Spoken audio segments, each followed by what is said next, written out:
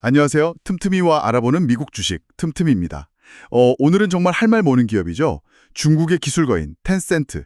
이 기업 하나만 제대로 파헤쳐봅니다.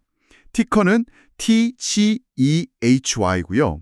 네, 오늘 저희 손에 2025년 3분기 실적 발표 자료랑 최신 애널리스트 리포트들이 잔뜩 있는데요.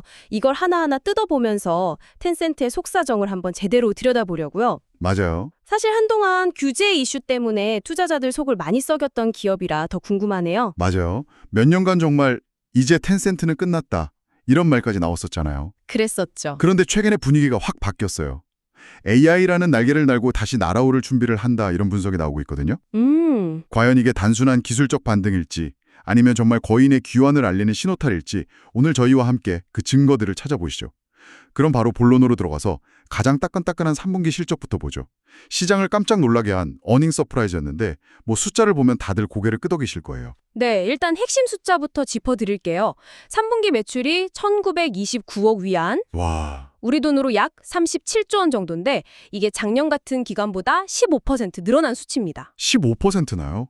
그리고 더 중요한 BIFRS 기준 순이익, 그러니까 회계적 요소를 뺀 실제 현금 장사 실력은 728억 위안으로 19%나 증가했어요. 15% 매출 성장도 대단한데 순이익이 19% 늘었다는 건 이게 그냥 돈을 더 잘 벌기 시작했다는 거잖아요. 그렇죠. 근데 사실 제가 이번 실적 보고서에서 가장 인상 깊게 본 숫자는 따로 있어요. 어떤 거죠? 올해 56%로 3%포인트나 뛰었더라고요. 이게 그냥 3% 오른 게 아니죠? 정확히 보셨어요. 사실 그게 이번 실적의 핵심입니다. 정말요? 네. 총이익률 3%포인트 상승의 진짜 의미는 텐센트가 더 이상 값싼 노동력이나 규모의 경제에 의존하는 회사가 아니라 AI라는 고도의 기술로 돈을 버는 두뇌 집약적 기업으로 체질을 바꾸고 있다는 강력한 증거거든요. 단순히 허리띠를 졸라매서 만든 이익이 아니라 사업의 근본적인 구조가 더 건강하고 수익성 높게 변하고 있다는 신호. 이것이 바로 시장이 환호하는 지점입니다. 그러니까 이익률 개선이 텐센트의 AI 전환이 성공하고 있다는 가장 확실한 증거라는 말씀이시군요. 바로 그겁니다. 그 성과가 가장 극적으로 나타난 곳이 게임 부문 같아요. 해외 게임 매출이 무려 43%나 늘어난 건 정말 놀랍더라고요. 네, 엄청난 숫자죠. 보통 이런 급증 뒤에는 대형 신작 하나가 하드캐리하는 경우가 많은데 이번에도 그런 케이스인가요? 아니면 기존 포트폴리오가 전반적으로 살아난 건가요? 좋은 질문이에요. 둘 다 영향을 미쳤습니다. 둘 다요? 네.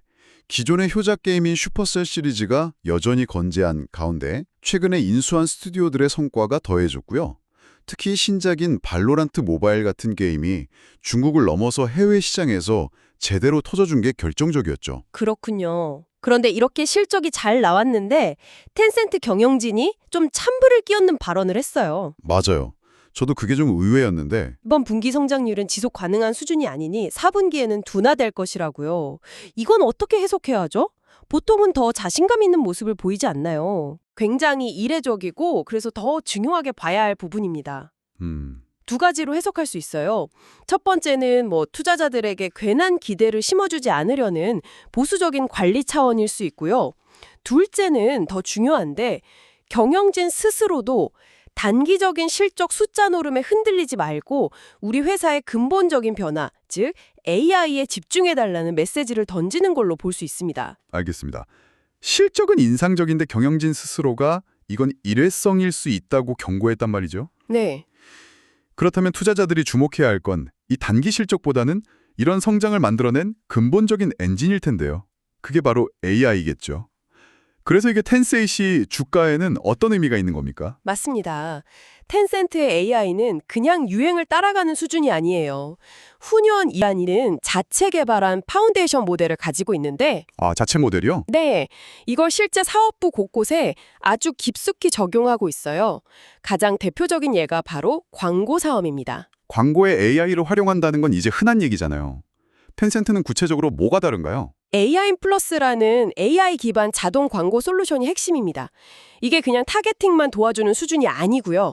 광고주가 예산만 딱 설정하면 AI가 알아서 타겟 고객을 찾고 광고비 입찰 전략을 짜고 심지어 가장 효과적인 광고 이미지나 문구 같은 소재까지 최적화해서 자동으로 집행해줘요. 잠깐만요. 광고주가 예산만 설정하면 AI가 타겟팅부터 소재 제작까지 다 해준다고요? 네. 그 정도면 사실상 마케팅 대행사가 필요 없어지는 수준 아닌가요? 이건 광고 산업 자체를 바꿀 수 있는 이야기 같은데요. 바로 그겁니다. 광고주 입장에서는 복잡한 과정 없이 가장 높은 투자 대비 수익률 ROI를 기대할 수 있으니 안 쓸 이유가 없죠. 와, 이 덕분에 텐센트의 3분기 광고 매출이 21%나 성장할 수 있었던 거고요. 게임 부문에서도 마찬가지입니다. 왕자영유 같은 게임에서 유저의 실력에 딱 맞는 AI 상대를 붙여주거나 취향에 맞는 아이템을 추천해줘서 유저들이 게임에 더 오래 머물고 돈을 쓰게 만들죠. 이런 것들이 다 모여서 아까 말씀드린 이익률 개선으로 이어지는 겁니다. 자, 이제 정말 흥미로운 지점으로 넘어가 보죠. 이런 개별적인 사업 활용을 넘어서 텐센트가 그리는 AI의 최종 목표, 가장 큰 그림이 있다고요? 소위 블루스카이 시나리오라고 하던데요. 네, 마와텅 CEO가 직접 언급한 부분이죠. 바로 14억 명에 쓰는 국민 메신저 위챗 웨이신 생태계 안에서 작동하는 에이전트 AI를 만드는 겁니다. 에이전트 AI.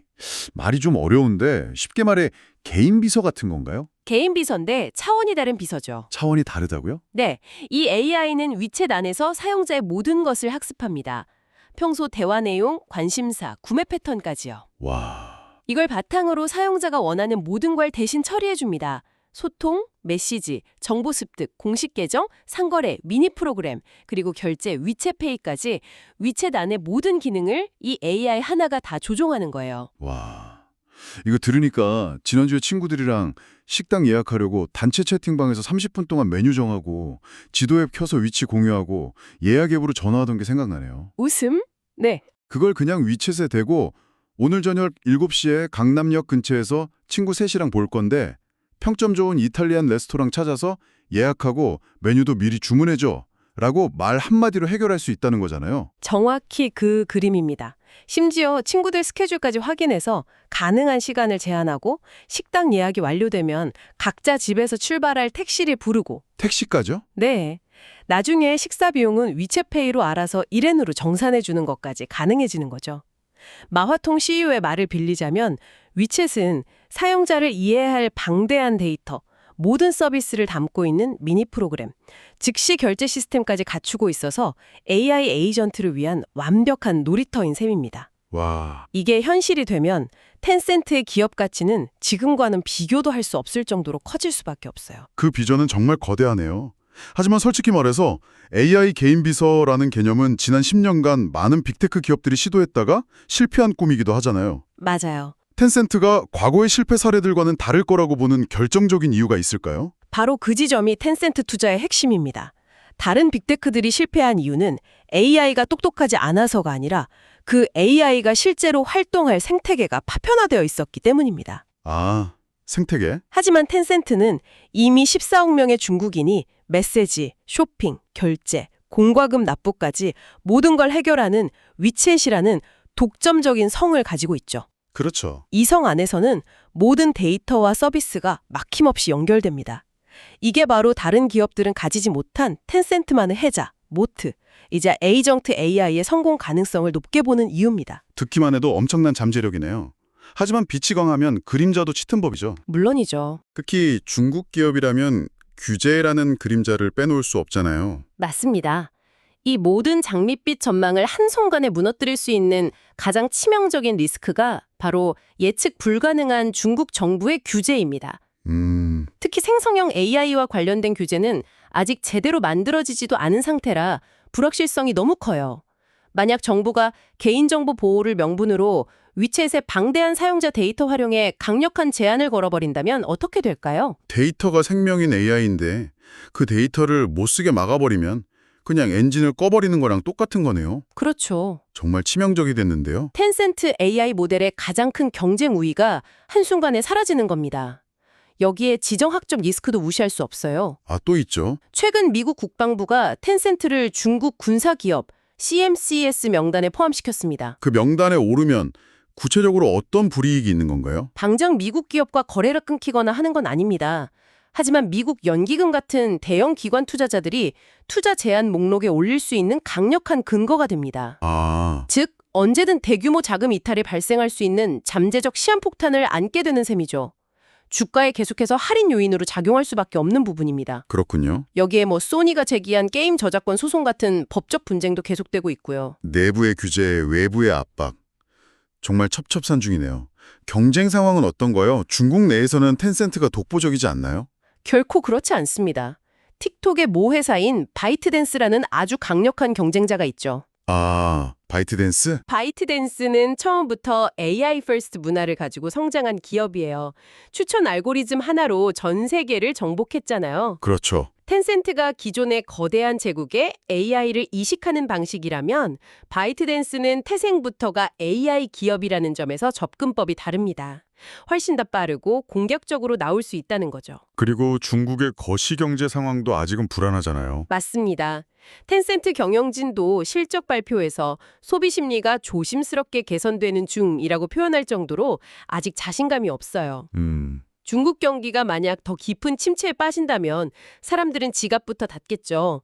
그러면 텐센트의 핵심 사업인 핀테크와 광고 매출은 직접적인 타격을 입을 수밖에 없습니다. 오늘 이야기를 쭉 나눠보니 텐센트의 두 얼굴이 정말 명확하게 보이네요. 네. 정리를 한번 해볼까요?